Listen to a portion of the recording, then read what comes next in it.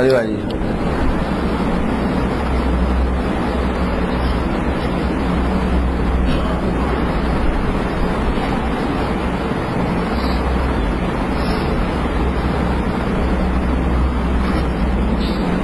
ایک دو باتیں متفرق پہلے بتاتے ہیں.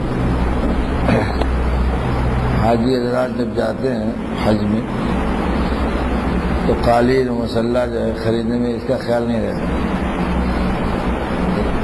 اکثر یہود نصارہ ہی بناتے ہیں، عیسائی مسلح بناتے ہیں، کہ ان کو بھی تو چاہیے کہ نہیں ہے، اس لیے اپنی شناخت جو ہے رکھتے ہیں. تو جس پہ وہ صلیب لٹکی ہوئی ہے تو مسلمان سمجھتا ہے کہ یہ کوئی پھول پتی ایسی کراس مسلح پہ دیکھیے کراس بنا رہتا ہے. وہ لوگ خرید لیتے ہیں، یہ نہیں سمجھتے کہ علامت کس ہے، اس لیے خریدنے میں اس کا خیال رکھیں. جو حاجی حضرات جائیں دیکھیں خریدنے لگیں تو اب یہ ماشاءاللہ جیسے یہ مسلح ٹھیک ہے، لیکن صلیب جس میں بنی ہو، صلیب لٹکی ہوئی ہو، اس کو خرید کے نہ لائیں. دوسری بات ہے تکبیر میں عام طور پر اچھے خاصے پڑھے لکھے لوگ غلطی کرتے ہیں. تو قامت الصلاۃ تو قامت السلام کہنا، حی علی الصلاۃ، حی علی الصلاۃ، حی علی الصلاۃ، یہ صحیح نہیں.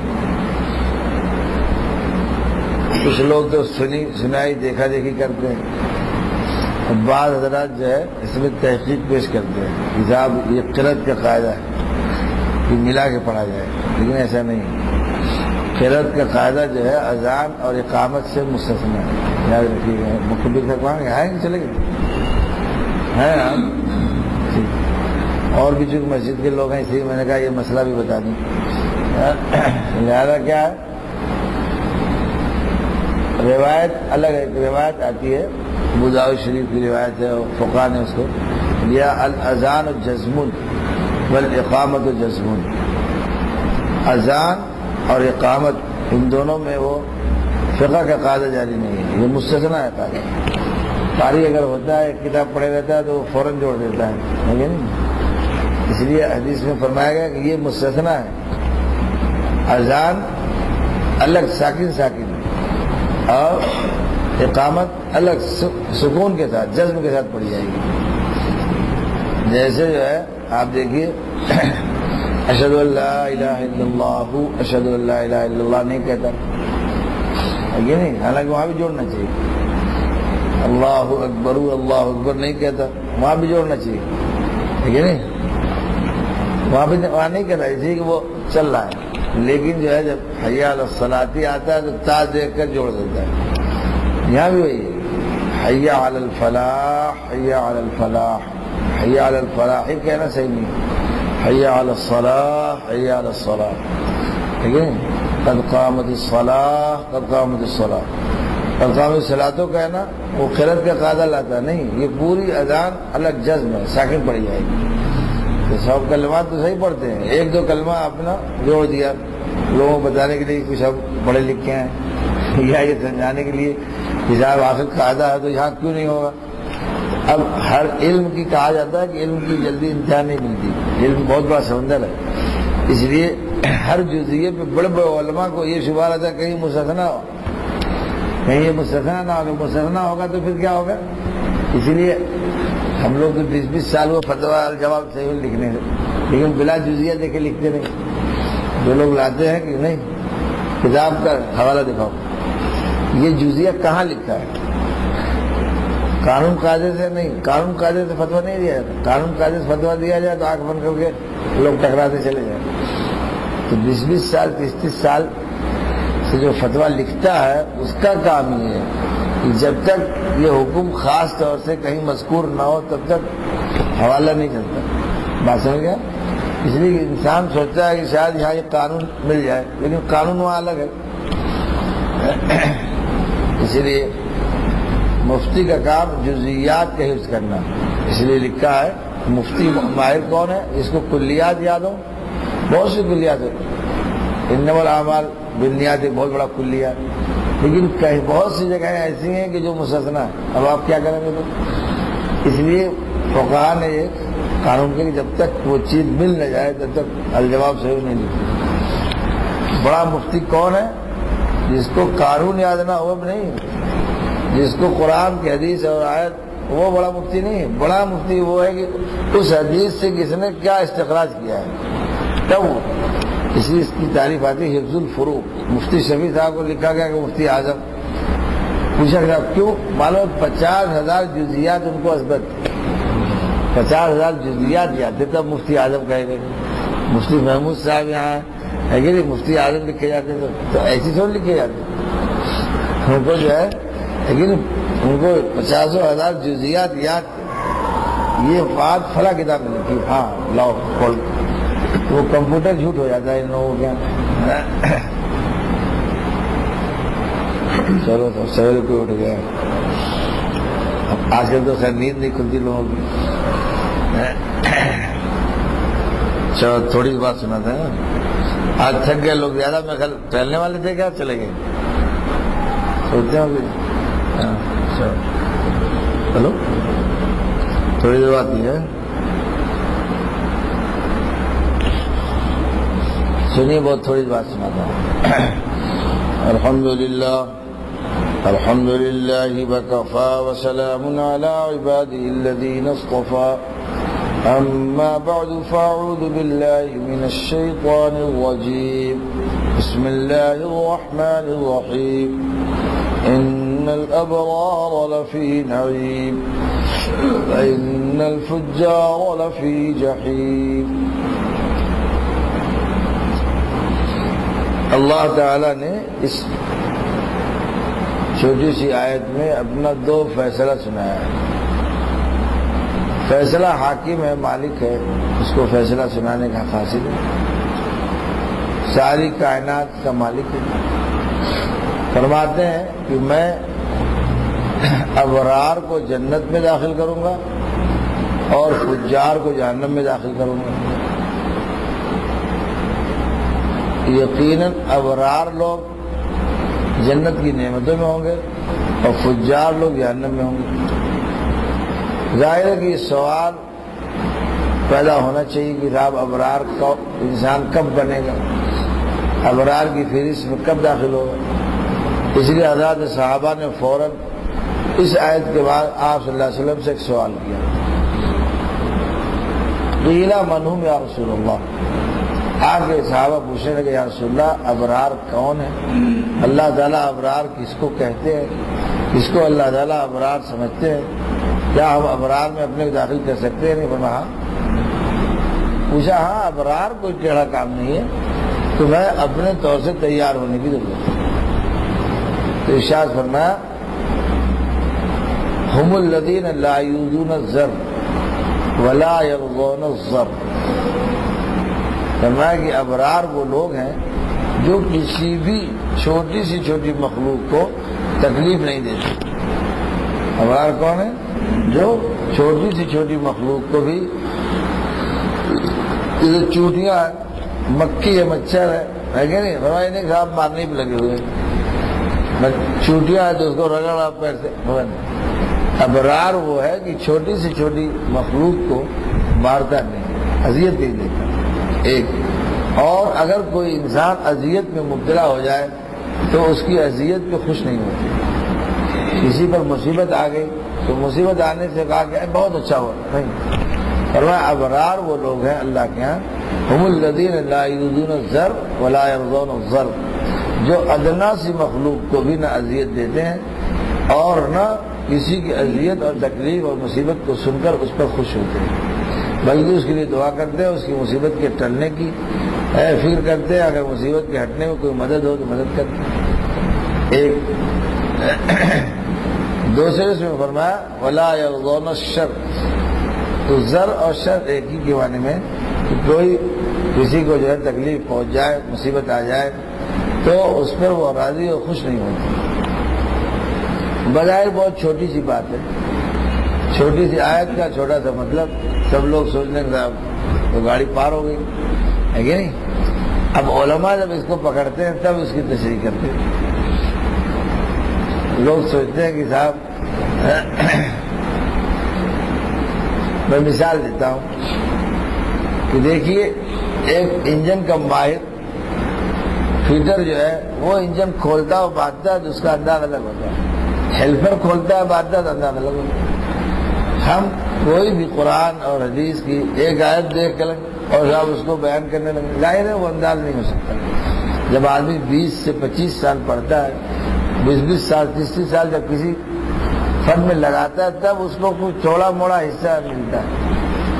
آج ہم لوگوں کو جو ہے بہت آسانی سے یہ کہنے میں دیر نہیں لگتی کہ ارے وہ امام صاحب کچھ نہیں جانتے۔ بتائیے امام ابو حنیفہ ایک صاحب کہنے لگے ابھی اسی سفر میں کہ صاحب ان کو حدیثیں نہیں آتی۔ میں نے کہا خدا کے بندے ان کو حدیثیں یاد نہیں تھی اور امام اعظم کہلائے، کم سے کم امام شافعی جو ان کی اپوزیشن میں وہ تو لکھتے کہ ان کو تو کچھ آتا ہی نہیں۔ امام شافعی نے تو کبھی لکھا نہیں، امام مالک تو امام دارالہجرت تھے، امام مدینہ تھے، لیکن ابو حنیفہ کے جاتے تھے استخارہ کے لیے۔ ابو حنیفہ کو امام اعظم اپنے سے بڑا امام کہتے تھے اور کوئی مسئلہ ہوتا تو رجوع کراتے تھے۔ تو امام مالک تو ان کو امام تسلیم کرے، امام شافعی ان کو امام تسلیم کرے، امام احمد تو ان کو امام تسلیم کرے، لیکن ہم ان کو امام تسلیم کرنے کے لیے تیار نہیں۔ ہم نے 3 کتابیں اردو کی پڑھ لیا بس ختم۔ بتائیے کہاں یہ ترجمہ اور کہاں وہ علوم فنون کے ماہر۔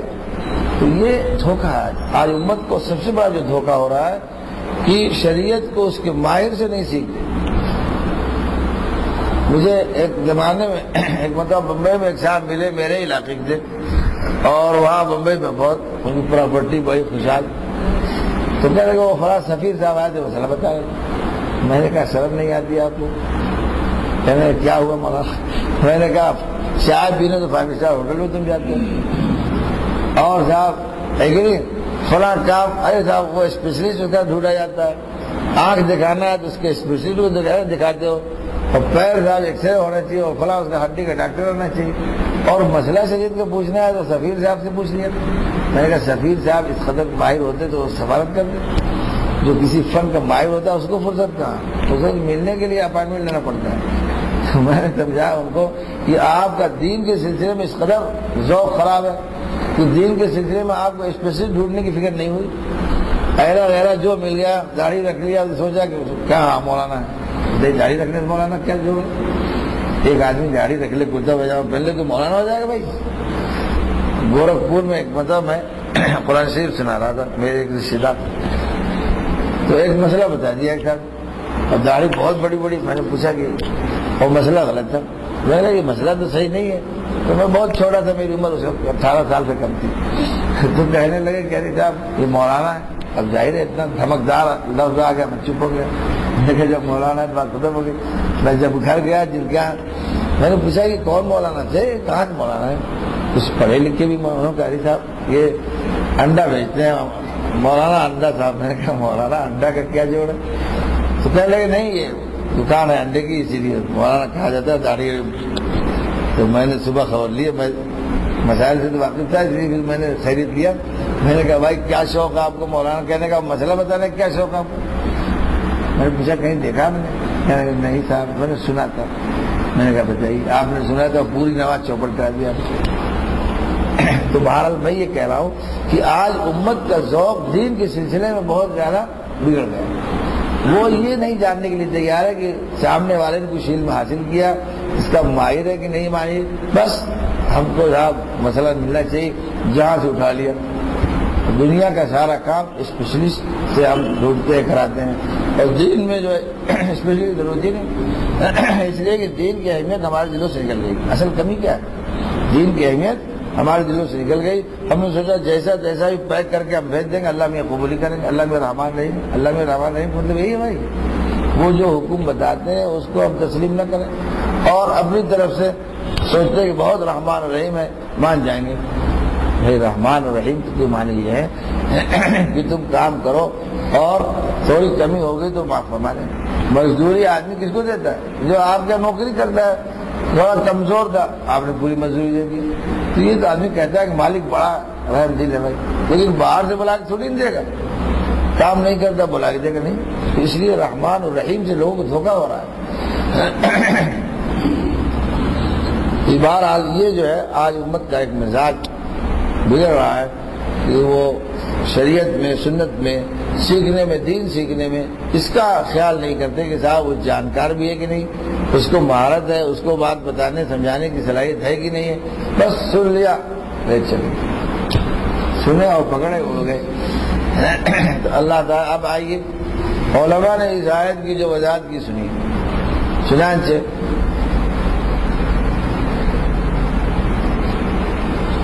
اس کے لیے فرماتے ہیں ابرار کی جو تعریف کی گئی ہے، یہ ابرار وہ انسان بن سکتا ہے جو حقوق اللہ کو بھی جانتا ہو اور ادا کرتا ہو اور حقوق العباد کو بھی جانتا اور ادا کرتا ہو۔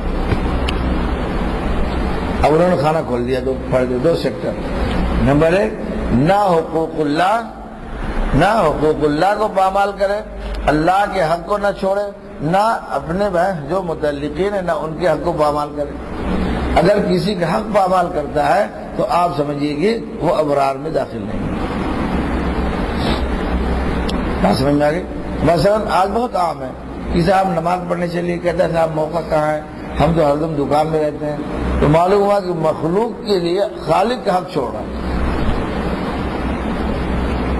اللہ تعالیٰ کے حق کو پیچھے ڈھکیل رہا ہے اور سمجھتا ہے کہ 4 بال بچے ہیں، ان کو کھلانا ہے، لہٰذا حلال حرام کہیں سے ہم کو لانا ہے اور ساتھ پیٹ بھرنا ہے، اس ذمہ داری کو ادا کرنے میں ہم تو مسجد نہیں جا سکتے، ہم تو نماز نہیں پڑھ سکتے۔ آج ایک بہت بڑی دنیا اس میں ملوث اور مبتلا ہے، سمجھتی ہے کہ صاحب اللہ تعالیٰ کا حق تو وہ رحمان رحیم ہے، لہذا ان کو کنارے کر کے بھی ہم گاڑی اپنی چلا سکتے ہیں۔ یاد رکھیے، نہیں، ہم کو اللہ کا حق بھی ادا کرنا ہے اور ہم کو اللہ کا دیا ہوا مخلوق کا حق بھی ادا کرنا ہے۔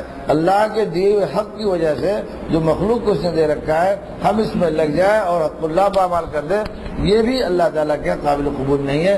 اور حق اللہ ہی میں لگ جائیں کہ صاحب ہر دم نیتی باندھے، نہ سورج دیکھ رہا ہے کہ نکل رہا ہے کہ ڈوب رہا ہے کہ نہیں، تو یہ بھی فرمایا یہ بھی قبول نہیں ہے۔ اس لیے حقوق العباد کو جاننا اور حقوق العباد کو ادا کرنا، اسی طریقے سے حقوق اللہ کو جاننا اور حقوق اللہ کو ادا کرنا، میرے دوستو، یہ جب دونوں کا مجموعہ ادا کرے گا تب ابرار میں داخل ہوگا، اب ابرار میں داخل ہوگا۔ اب اگر آپ لوٹیے تو صاحب ابرار اس لیے لکھا ہے کہ بہت اعلیٰ درجے کے لوگ ہیں جو جنت کو جاننے والے ہیں، لیکن بہت کم اس معیار پر وہ لوگ اتریں گے، بہت کم اس معیار پر اترنے والے ملیں گے کہ جنہیں اللہ کے حق کو چھوڑنے میں بھی کم ہوتا ہے اور اللہ کے دیے ہوئے حق جو مخلوق کو دیا ہے انہوں نے اس کے چھوڑنے اور توڑنے میں بھی کم ہوتا ہے۔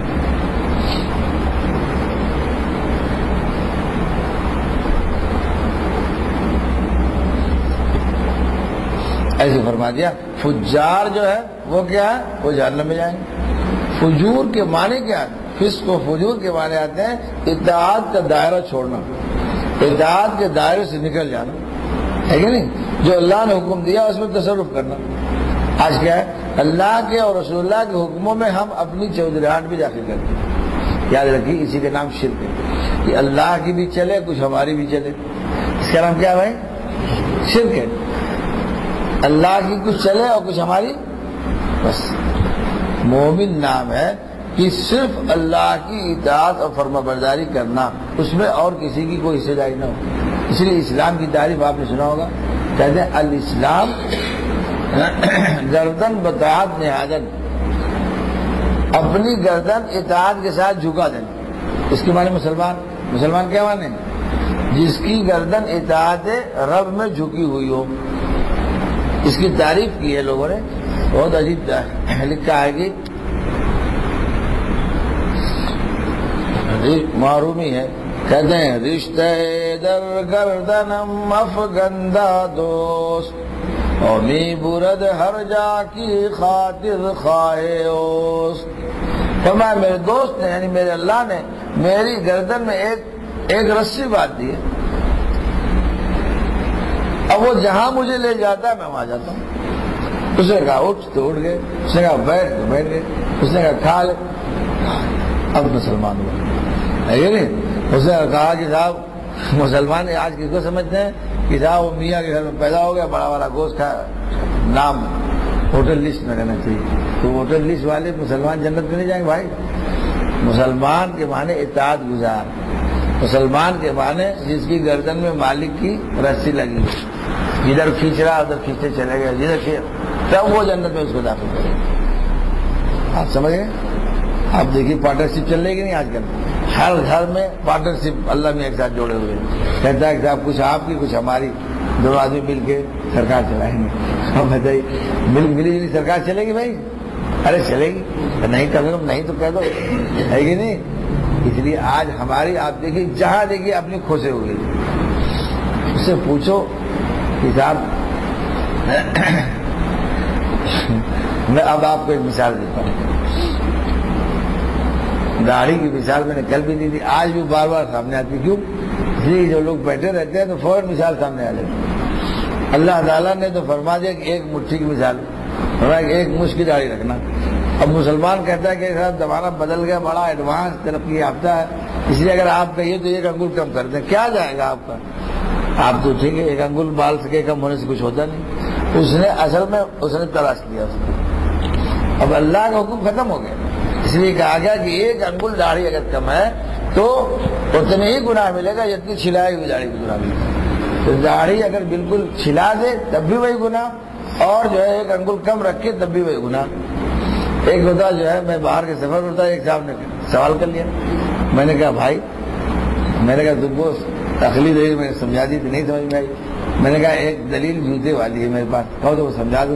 دوسرے کہا صاحب ناراض، میں ناراض نہیں ہو رہا ہوں، لیکن وہ جوتے والی مثال میرے سامنے آ گئی ہے.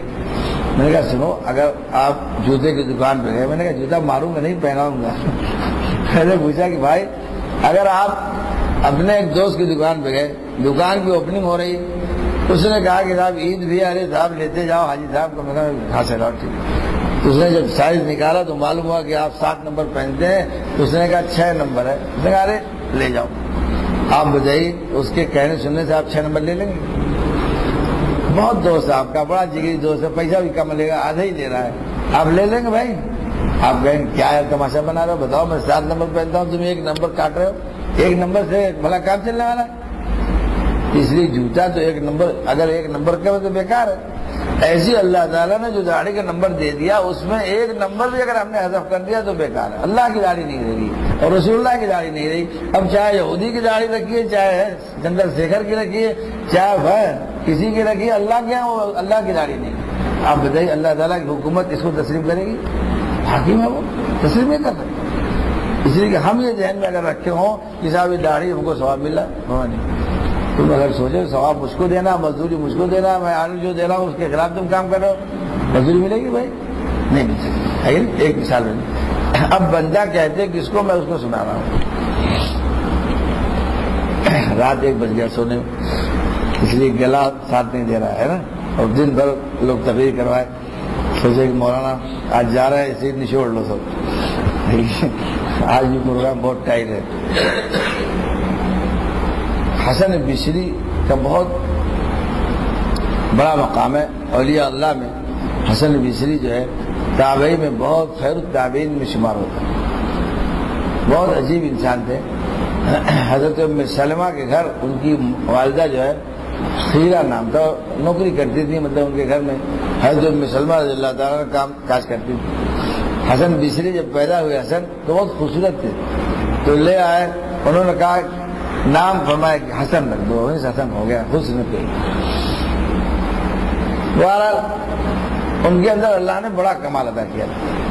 عجیب واقعہ لکھا ہے. ام سلمہ رضی اللہ تعالیٰ عنہ ام المومنین ہے.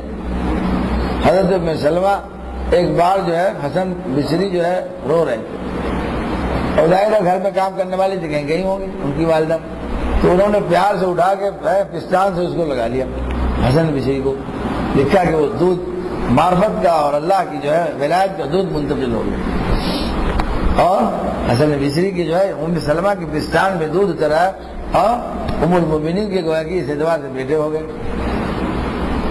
آپ سمجھ گئے؟ تو کتنا بڑا شرف تھا ان کے لیے، بہت بڑا اعزاز تھا. یہ بہرحال کہا جاتا ہے ام سلمہ کے دودھ سے معرفت اور علم کا اللہ تعالیٰ نے جو ہے ان کو ایک حصہ تھا، بالکل ان کی دنیا بدل گئی. ابو ہریرہ کہتے ہیں کہ کاش کی میرے رسول صلی اللہ علیہ وسلم حسن بصری کو دیکھ لیتے تو ایسا مسلمان دیکھ کر رسول اللہ خوش ہو جاتے، اور مطلب یہ تھا کہ میری محنتوں کو دیکھ کر صحابہ کی محنت کو دیکھ کر رسول اللہ خوش ہوتے کہ میرے صحابہ کام بالکل نیز پہ کر رہے ہیں۔ اس طرح نمونہ پختہ تیار تھا کہ مثل صحابہ کے ان کے اوپر خوف گریا، اور مثل صحابہ کے علم تھا، مثل صحابہ کی معرفت تھی، بہت عظیم انسان تھے۔ انہوں نے لکھا ہے کہ 120 صحابہ سے ملاقات ہوئی، کتنے؟ 120 صحابہ سے ملے ہوئے۔ اب حسن بصری رضی اللہ تعالیٰ عنہ بڑے آدمی تھے بھائی،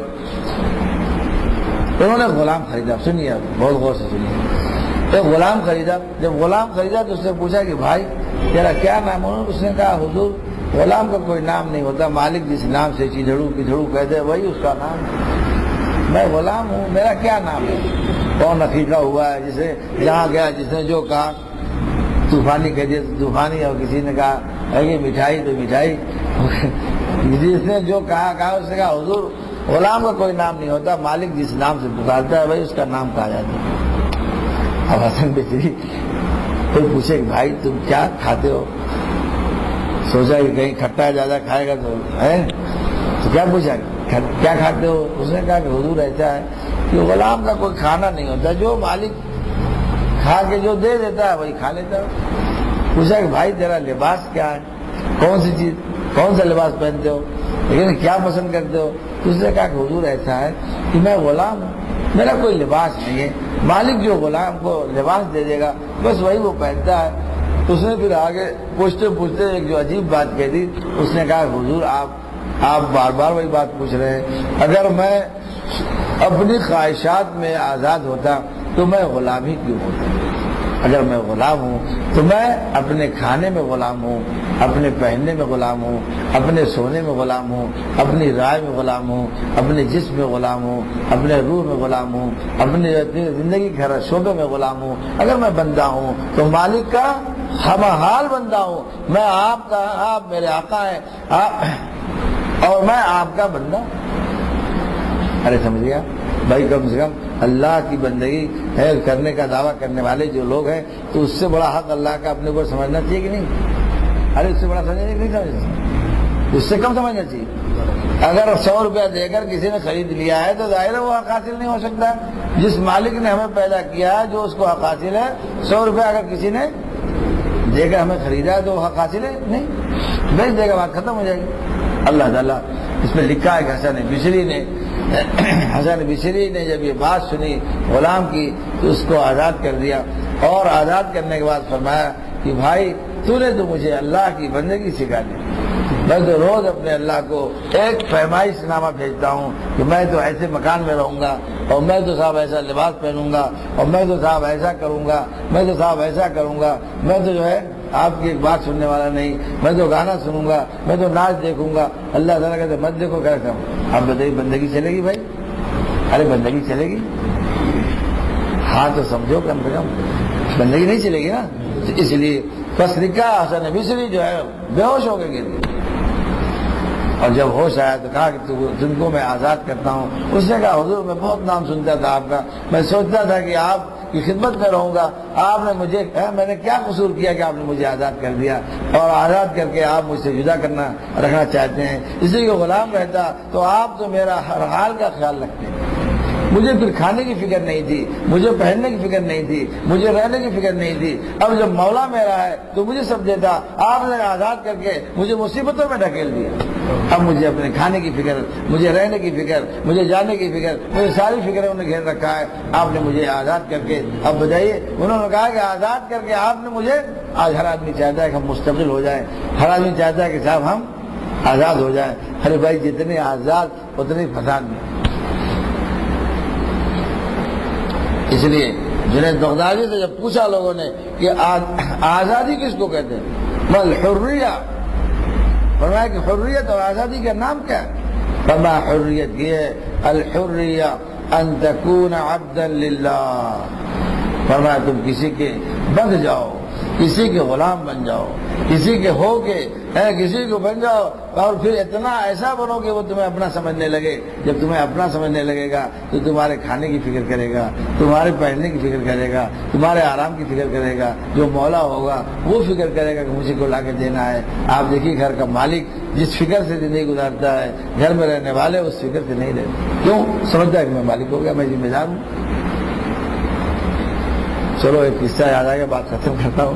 مجھے ایک بمبئی میں ایک سیٹ بیچارہ مسکین ہوتا ہے، سب سے زیادہ مسکین سیٹ ہی ہوتا ہے۔ دماغ سے گجراتی صاحب سے وہ تعلق ہے، بہت محبت تھی بیچارے۔ آئے کہنے کہ حضرت میں بہت پریشان۔ نے کہا کیوں پریشان ہو بھائی؟ کہنے لگا صاحب رات رات سگریٹ پیتا ہوں، نیند نہیں آتی، اور جو ہے پوری رات جاگتا ہوں، کبھی 3 بجے سے کبھی 4 بجے دیر سوتا ہوں، تھا نیند نہیں آتی، پھر نہیں اٹھتا، نماز نہیں پڑھ پاتا۔ تو میں نے کہا کیا تمہارے سر پہ آسمان رکھا ہوا؟ کیوں آخر کیا پریشانی؟ تو نے کہا یہی لین دینا، 10 لاکھ ان کو دینا، 20 لاکھ ان کو دینا، ایسا یہ کھانا وہ کھانا، صاحب اتنا بڑا کاروبار ہے، ہم ہر دم پریشان ہیں۔ بس اس وقت اللہ نے ایک علاج بتایا۔ میں نے کہا بھائی تمہارے لڑکے لوگ، قاری صاحب لڑکے لوگ بات کرتے ہیں، بیوی جو ہے ایسا بات کراٹا مارنے لگتی ہے، نماز پڑھا کہ نہیں، لڑکے لوگ تو اذان سے پہلے ہی سو جاتے ہیں۔ ان کو بلاؤ، ان کو ڈھکیلو، بڑی محنت سے تو یہ نماز پڑھا، ورنہ پتہ چلا کہ مار دی۔ میں نے کہا بتاؤ یہ سب تم محنت کس کے لیے کرتے ہو؟ کہہ رہے صاحب انہیں لوگوں کے لیے حضرت، میرا کیا ہے، میں تو آدھی روٹی بھی کھا کے زندگی گزار سکتا ہوں۔ میں نے کہا بتاؤ جو اصل مالکار ہیں وہ سو رہے ہیں، جو اصل مالک لوگ ہیں جن کے لیے تم کھٹ رہے ہو، جان دے رہے ہو، وہ تو سو رہے ہیں، اور تم بیوقوف ہو جو جگ رہے ہو، پوری رات سگریٹ پی رہے ہو۔ کہیں گے صاحب ہم کو تو نیند ہی نہیں آتی، اب ہم کو فکر رہتی ہے، اب گھر کا مالکار ہے، ہم ذمہ دار ہیں، اس لیے ہم کو فکر رہتی ہے۔ میں نے کہا دیکھو تم کو بیماری لگی ہوئی ہے، وہ بیماری نکال دو۔ کہنے لگے صاحب کیا ہے؟ اس نے سوچا کہ جو ہے ڈاکٹر کا علاج بتائیں گے۔ میں نے کہا اصل میں تمہارے میں ایک بیماری ہے، تم اپنے کو بڑا سمجھتے ہو، بچوں کو یہ بیماری نہیں ہے، وہ سمجھتے ہیں کہ ہمارا ایک بڑا ہے، اس لیے وہ ہر مصیبت اپنی کہہ کے ٹھنڈے ہو گئے، ہے کہ نہیں؟ اگر لڑکے نے جھولا گم کر دیا تو آ کے آنکھوں میں مل کے کہہ دیا مامی سے کہ آج گم ہو گیا، 2-4 تماشا مارا بھی اگر، تو پھر اس کے بعد 10 منٹ بعد لڑکا چلا کرکٹ کھیلنے، سوچا کہ خرید کے جھولا لا کے دیں گے، اب ہمارا کام کرنا ہے کہ نہیں؟ اگر جو ہے سویٹر گم کر کے آ گیا ہے، بابا سے جو ہے آنکھوں رگڑ کے یا جو لگا کے آنسو بہا لیا، کا ساتھ کیا بتائے، آج جو بس پہ چھوٹ گیا، اس نے ایک تماشا مارا اور 2 مرتبہ ڈانٹا، اگر تم نالائق ہو ایسے ویسے، اس کے بعد سمجھتا ہے کہ ابھی عیسیٰ کے پہلے خرید کے لا کے رکھ دیں گے صبح کو پہننے جانے کے لیے، وہی سمجھتے نہیں۔ تو جب آدمی یہ سمجھتا ہے کہ ہمارا بڑا ہے کوئی، تو اس سے کہہ کے مطمئن ہو جاتا ہے، تو اس بڑے کا کام ہے کہ وہ انتظام کرنے کا، بات ختم، ذرا جا کھیلنے۔ میں نے کہا آپ اپنے سے بڑا کسی کو نہیں سمجھتے، سب سے بڑی خرابی یہ ہے۔ ارے بھائی تمہارا بھی کوئی بڑا ہے، خیر میں بوڑھا ہو گیا ہوں، میں نے کہا بوڑھے ہونے سے کیا ہوتا ہے، بوڑھا کے بھی کوئی بڑا ہوتا ہے کہ نہیں ہوتا؟ ارے اللہ تعالیٰ کی کبریائی بڑائی کا ڈنکا سنتے ہو، روز بچتا ہے، اللہ اکبر، وہ اعلان لگاتے ہیں کہ دیکھو تم کتنے بھی بڑے ہو جاؤ، کتنے بھی بوڑھے ہو جاؤ، کتنے بھی مالدار ہو جاؤ، کتنے بھی پہلوان ہو جاؤ، کتنے بھی کچھ ہو جاؤ، میں تم سب سے بڑا ہوں۔ تو بڑے سے مانگنا چاہیے کہ نہیں؟ تم بھی اللہ سے درخواست کر کے سو جاؤ، سر کا بوجھا اللہ کے حوالے کر دو کہ بھائی یہ کام صبح کرنا، 10 لاکھ دینا، آپ دیں گے نہیں جائیں گے۔ دوسرے کہا کہ صاحب میری تو زندگی بدل گئی ہے نا، سگریٹ چھوٹ گیا، ایسے سوتا ہے، بات ختم۔ آپ لوگوں کو سمجھ میں یہ بات آ رہی کہ نہیں؟ تو بھائی اگر آپ اپنے کو بندہ سمجھ لیں اور بندہ بن جائے، اس سے زیادہ عیش آرام کی کوئی چیز ہے؟ ارے ہے کوئی؟ لیکن ہم ایک بیماری میں لگے ہوئے ہیں کہ صاحب ہم تو مستقل ہیں، ہم تو صاحب یہ ہیں، ہم تو مالکار ہیں، ہم تو فلاں ہیں۔ اسی پریشانی میں خواجہ صاحب فرماتے ہیں، بات سنو،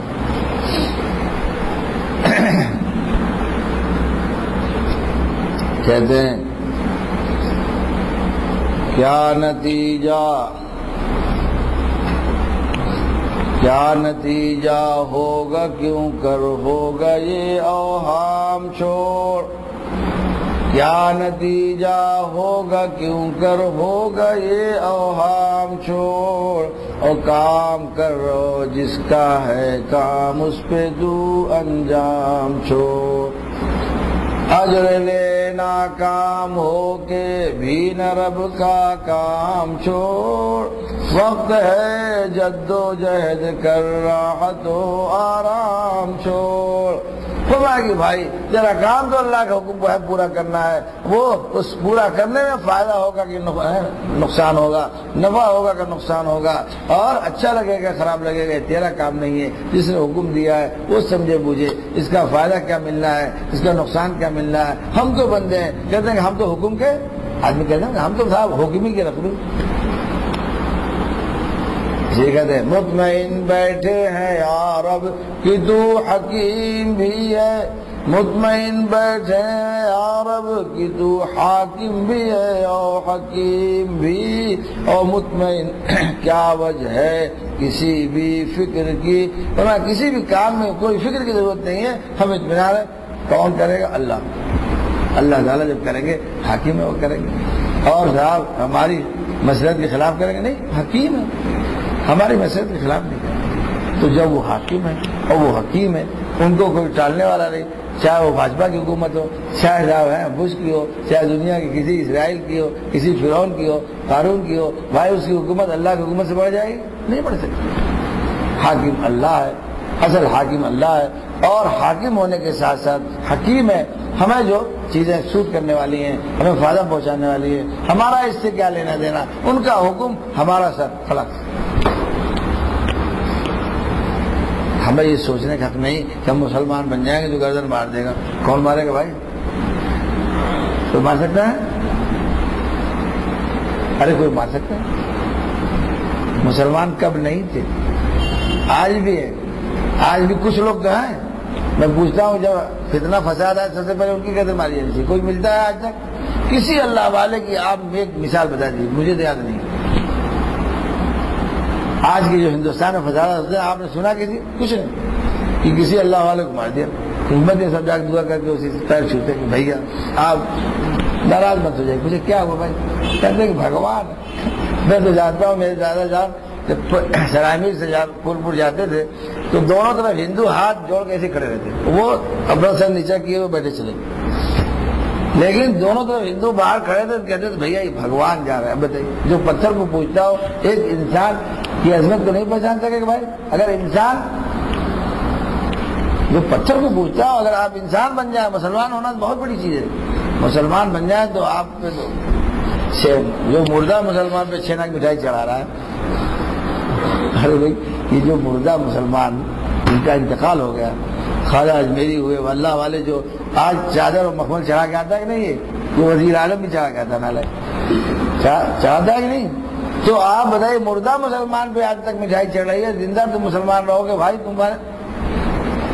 ایک ہمارے علاقے میں بزرگ تھے، وہ بہت ہی کمزور، اتنے کمزور کہ ہلائے جاتے تو ہلتے تھے۔ ایک ایس ایس پی وہاں آیا ملنے کے لیے، مولانا عبدالحلیم صاحب،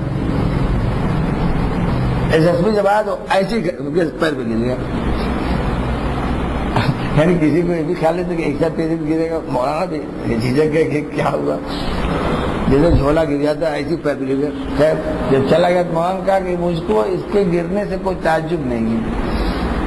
اب ایک بات سمجھانی تھی لوگوں کو، ایس ایس پی تھا اور یہ تھا اتنا موٹا تگڑا تھا، کہا کہ مجھے اس کے گرنے سے کوئی، میں نے سوچا تو کوئی تعجب کی بات نہیں ہے، اس لیے کہ میں کچھ بھی کمزور صحیح کم سے کم روح تو میرے اندر ہے، لوگ اٹھا کے بیٹھاتے تو میں بیٹھ جاتا ہوں، یہ تو صبح شام پتھر کے سامنے گرتا ہے، تو جو بے جان پتھر پہ گرتا ہو، تھوڑا سا جان آدھی ہے جان صحیح، اس کے سامنے اگر گر گیا تو کون سی تعجب بات ہے؟ کوئی تعجب ہے؟ ارے آپ سمجھ گئے؟ حق میں وہ طاقت ہے جس نے ابو جہل کے گھر کا دروازہ توڑ کر اکرما کے سینے میں ایمان داخل کیا، جس نے وحشی جیسے ظالم کو، حق کی وہ طاقت تھی جس نے وحشی جیسے ظالم کو میرے دوستو حق پر جھکنے پہ مجبور کیا، جس قریش کے خطے سے دنیا حکومت کرتے کرتے تھک گئی، عاجز ہو گئی تھی، اس قریش میں محمد رسول اللہ کی نرمی نے، ان کی حق پرستی نے، ان کی حق گوئی نے، ان کی خدا پرستی کی دعوت نے اس زمین کو سلٹا کر میرے دوستو اس پہ گلو لالا اور نصیر نصر معبود گئے۔ آپ سمجھتے ہیں حق میں شاید طاقت، حق میں وہ طاقت ہے، یہ ایٹم بم بنانے والے پیروں کی خاک چھانیں گا، لیکن مسلمان اپنے اس حق کو لینے کے لیے تیار نہیں، اس حق کو قبول کرنے کے لیے تیار نہیں، اس حق کو بولنے کے لیے تیار نہیں، اس حق کو برتنے کے لیے تیار نہیں۔ سمجھتا ہے کہ شاید باطل کے ساتھ ہم بھی جڑے رہے، باطل کچھ نہیں. آج جو ہے ہم اپنی اسلام کی ناقدری کی وجہ سے دلیل اور یاد رکھیے گا. حضرت تھانوی لکھا ہے بلکہ بھوپال کہ اس میں کوئی باہر سے آیا ہوا تھا انگریز, اس وقت علماء بھی رہتے تھے حکومتوں, تو وہاں اس وقت جو کچے مولوی تھے وہ جلدی پینٹ وینٹ پہن لی گئے سوال وہاں اسرائیل صاحب آئے, اس میں ایک اچھے عالم تھے وہ بیٹھا ہوا تھا, اس نے کہا کہ جتنے لوگ آئے جو آئے سلوٹ مارا لوٹ کے, ٹھیک ہے بیٹھ گئے تم لوگ. ایک عالم تھے وہ اپنے اسی امامہ اور کرتا پاجامہ میں آئے اور ایسا لیے جیسے داخل ہو ویسے انگریز ان کے کھڑا ہو گئے. اس نے کہا کہ صاحب اتنے مولوی تب آئے تو میں سمجھا کہ سب میرے چٹو پٹو میرا ادارن پہن رہے ہیں, اس لیے میں ان کے آنے سے مجھے کوئی خوشی نہیں ہوئی, نہ مجھے اوپر میرے اوپر کوئی اس کا فرق پڑا. اور فرمایا کہ یہ مولانا جب آئے تو معلوم ہے کہ میرے اوپر روک نہیں ہو گیا. جو اتنا باہمت ہو کہ میرے لباس کو ٹھوکروں سے مارتا ہے, فرمایا کہ صاحب اس کی غیرت کو کوئی چیلنج نہیں کر سکتا. اور جو اس قدر غیرت سے کہ اپنی غیرت میں گرا ہوا ہے کہ انگریز نے جو اتار دیا اس کو پہننے کی خوشی محسوس کرتا ہے. بھائی میں پوچھتا ہوں کہ مسلمان روپے پیسہ اپنا لگاتا ہے اور لباس انگریز کا کہا جاتا ہے, اس کو کم سے کم شرم آنی چاہیے. انگریز کا لباس کہا جائے تو ہم انگریز کے دشمن اگر ہے وہ ہمارا دشمن ہے تو ہم اتنی دشمنی ضرور کر سکتے ہیں, ہم اس کا لباس پہننے کے لیے. آدمی محلے میں گاڑی خریدتا ہے, کہتا ہے کہ صاحب فلانے رنگ کی گاڑی نہیں لینی چاہیے, لوگ سمجھیں کہاں مانگ کے لے جا رہا ہے, یہی کہتا ہے نا. آپ کے محلے میں کسی کی گاڑی ہے تو اس رنگ کی گاڑی آپ نہیں خریدتے, کیوں؟ کہتا پیسہ میرا لگا, لوگ کہیں گے صاحب فلانے شہر کی گاڑی لے جا رہا ہے. ارے آپ سوچتے ہیں کہ نہیں بھائی اسلامی غیرت کہاں گئی؟ ہم لباس دیں, ہم لباس کا پیسہ دیتے ہیں, ہم خریدتے ہیں, ہم سلاتے ہیں, اور سر ہمارا ہے اور بال انگریز کا کہا جاتا ہے. شرم آنی چاہیے ہے کہ نہیں؟ سر ہمارا ہے اور بال انگریز کا. ارے بھائی ہمارے سر پہ تو اس کے باپ کی اجازت لائق ہونی چاہیے. اسلام کی غیرت اور اسلام کی جو ہے حضرت حضرت ہندو کے جو ہے برتن میں ہم کھانا کھائیں, یعنی حضرت نے فرمایا مسئلے کی کوئی بات نہیں, پاک صاف ہو. تو اس سے پوچھا حضرت نے کہ وہ کھاتا ہے کبھی تمہارے برتن میں؟ فرمایا نہیں. فرمایا ہرگز مت کھاؤ. فرمایا کیا تمہارا دھرم مذہب اس سے کچھ کمزور ہے کیا تم ماننے والے کمزور ہو؟ تم کو اپنے دھرم اور محبت سے اس سے کم ہے؟ فرمایا وہ باطل ہو کر تمہارا ہے, تمہارا جو نہیں چھوتا اور تم جو ہے حق پر ہو کہتے ہو صاحب اس کی کیوں کھاؤ گے؟ پھر اس بات سمجھ میں آ گئی. اگر سمجھ میں آ گئی تو سبحان اللہ دعا کرو.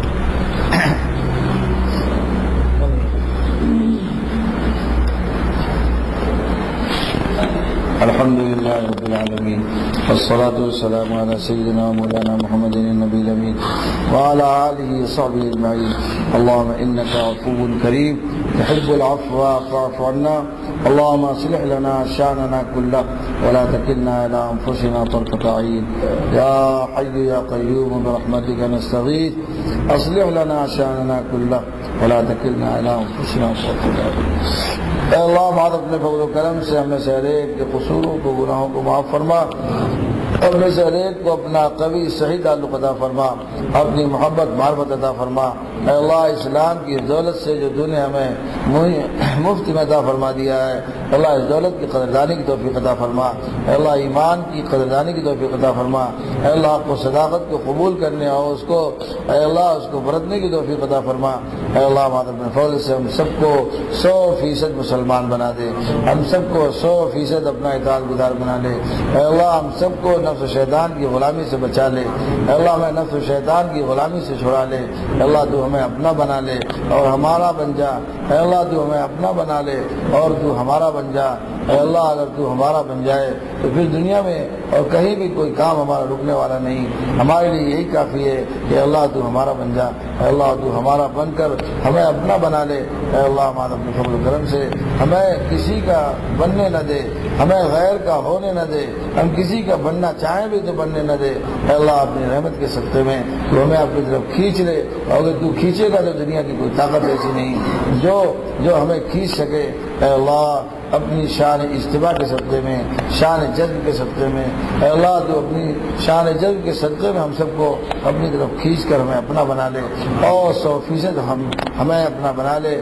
ہم جہاں بھی ہوں تیرے کہے جائیں، جیسے بھی رہے تیرے کہے جائیں، جس حال میں بھی تیرے پہچانے جائیں۔ اے اللہ ہم اپنی شناخت میں کسی اور کی شناخت داخل نہیں کرنا چاہتے۔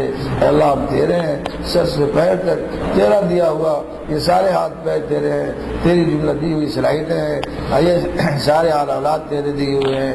اے اللہ ان سب میں ہم تیرے کہے جائیں اور تیرے ہی سمجھے جائیں اور تیری شناخت کے ساتھ زندگی گزاریں۔ اے اللہ ہم سب کو اپنا بنا کر اپنی محبت، اپنی معرفت، اپنے محبوب کا نمونہ عمل نصیب فرما کر اپنے محبوب کے غلاموں میں ہم سب کو شامل فرما لے۔ اے اللہ ہم نے بہت غلامی کی، بہت غیروں کے در پر جفاسائی کی، بہت غیروں کے پیچھے جا کے دیکھا، کوئی ہمیں لینے کے لیے تیار نہیں ہے۔ قریب بس تیرا ہی دروا ہے کہ ہم 1000 برائیوں کے بعد بھی تیرے رحمت سے امیدوار ہے کہ تو ہمیں اپنا بنا لے گا، اور ہمیں اپنا اگر تو بنا لے تو پھر ہمیں کسی چیز کی ضرورت نہیں۔ جو تو میرا تو سب میرا، فلک میرا زمین میری۔ اے اللہ ہمارے اپنے فضل سے ہم سب سے راضی ہو جا، راضی ہونے والے اعمال افعال عطا فرما۔ ربنا وآتنا ما وعدتنا على رسلك ولا تخزنا يوم القيامة إنك لا تخلف الميعاد۔ ربنا تقبل منا إنك أنت السميع العليم۔ صلى الله تعالى على خير خلقه أجمعين برحمتك يا أرحم الراحمين۔